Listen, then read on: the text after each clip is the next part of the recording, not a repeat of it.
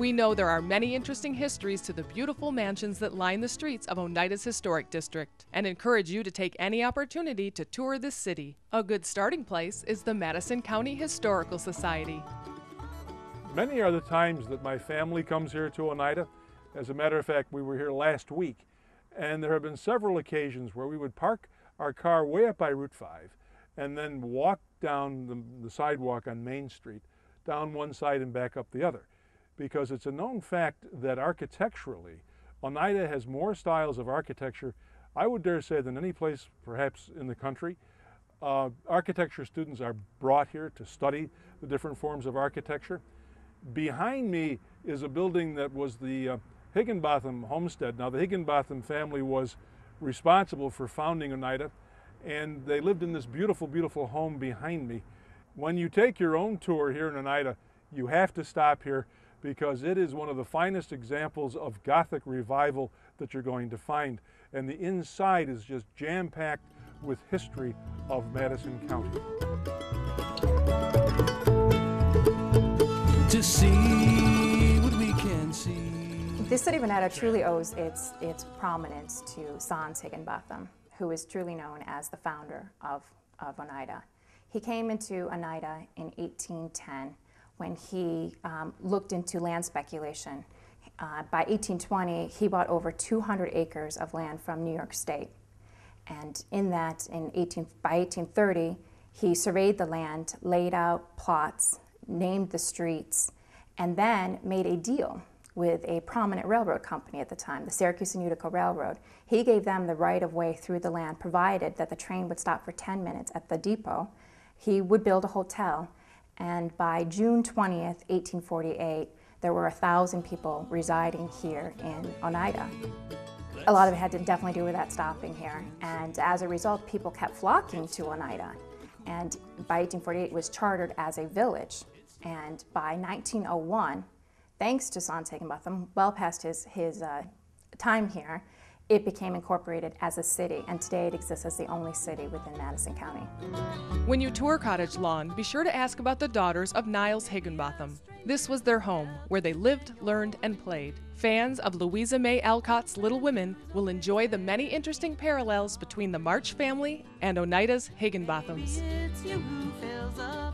I'm a Madison County resident, and I'm very passionate about the Madison County Historical Society because it's given me the opportunity to educate the public about the Higginbotham family and also about Madison County in general. We do wonderful guided tours here. We have many wonderful special events throughout the year. So it's really been an enjoyable experience for me, and I've been here this long to fulfill that passion of mine.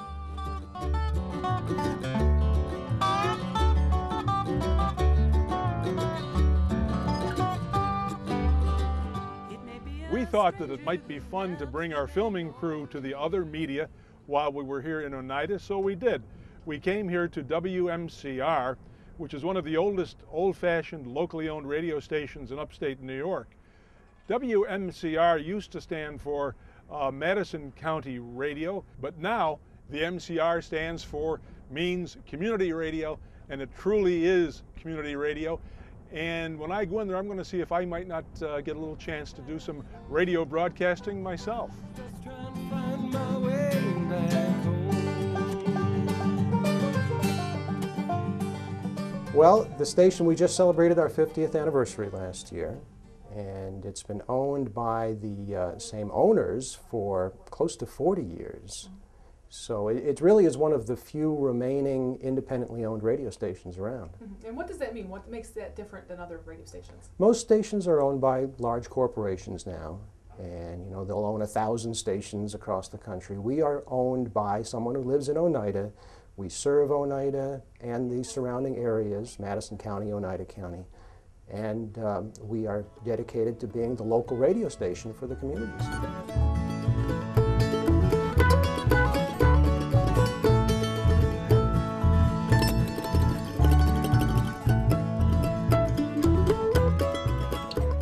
As the host of Mohawk Valley Living, I get to wear all kinds of hats. I suppose you could call them host hats. Well, today I have a really pretty one. I'm going to be wearing another hairnet.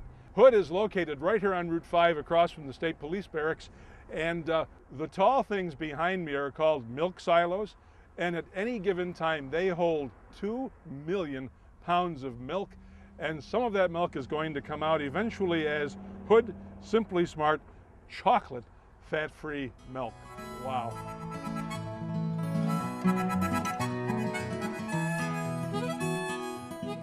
So any guess to Richard's question as to how many Hood mini creamers are produced every week?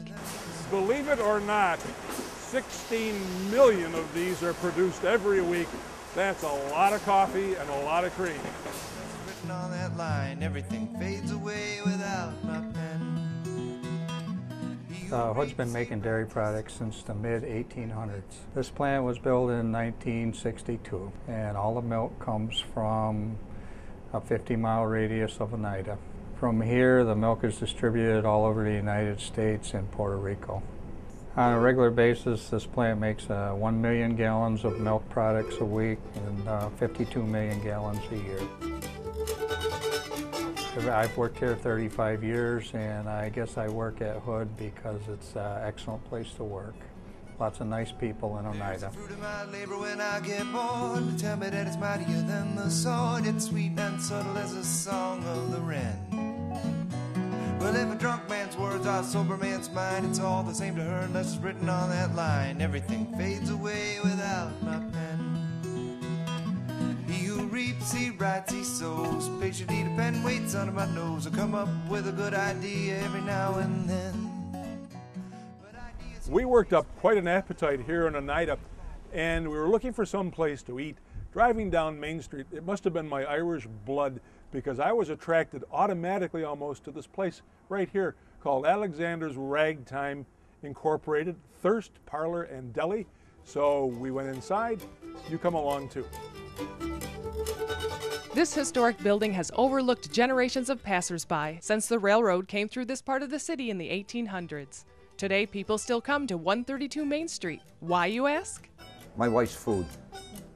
She makes excellent food, you know, no doubt about it. She makes everything from, makes her own desserts and her own soups, and we cook our own briskets. We do a lot of Reuben sandwiches. We asked Bob why he created this restaurant in Oneida. Because I like the people, you know, and not only that, I think, you know, it's nice to have a decent place to go. And I would miss not seeing the people. When I think of the places I've been and the people that I've met. When you come in here, be sure to take a look at the tables. They are, I think, authentic Irish pub tables, as I remember them in Dublin. And but I have to admit that I almost have to make a confession. I came into this Irish restaurant, and what did I order but a French dip? But it was a tremendous French dip. Then you can top off your meal with dessert that is made by Carol. They're all freshly made. When we went, it was carrot cake. And then you can have a cup of coffee, and you can lighten it with some cream from Hood's. A day, a week, a year, or sometimes maybe more. A little bit of love can make this life mean so much more.